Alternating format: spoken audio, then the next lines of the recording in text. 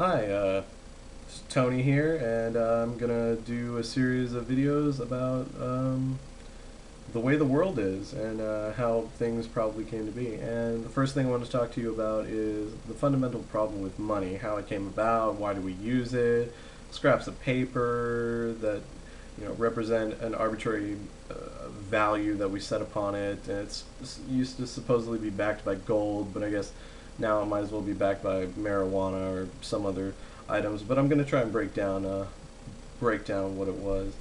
Money, yes, money. Everyone wants it, everyone uses it, but not everyone has it. Back in the Paleolithic era, or Stone Age, one can only assume that people weren't genuinely ready to help each other for nothing, so there must have been some way to exchange favors and keep track of them. Of course, some would debate the oldest profession known to man, fishing, but then again, fish can't stay fresh forever, can they? Then comes along some smarter than average Homo sapien who decides to say that some random object in the world is worth something. No doubt this object was something shiny and lured females into men's bedrocks, but nevertheless, the idea stuck around and eventually became pretty standard. A trinket that got women to sleep with men is no doubt the original idea behind the creation of what we call money. Think about it. I'm sure some ancient form of the penny was shiny and sparkly, however using pennies alone was not enough because of course the male sexual appetite is never satisfied, so we had to invent even more forms of money to represent the previous money we had already created. So, we just started bulking it with the assumption that one penny bought you one cave woman, a nickel represents 5 lays, a dime 10, and so on, until eventually we started caring about material possessions that we couldn't obtain on our own. Imagine that.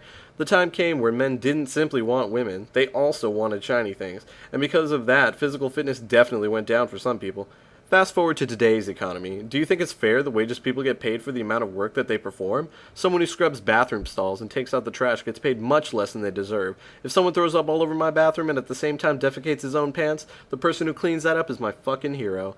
If someone thinks of an idea and sits back virtually doing nothing all day while millions of people use their service and gets paid more than whoever steps up and cures cancer, I call that bullshit.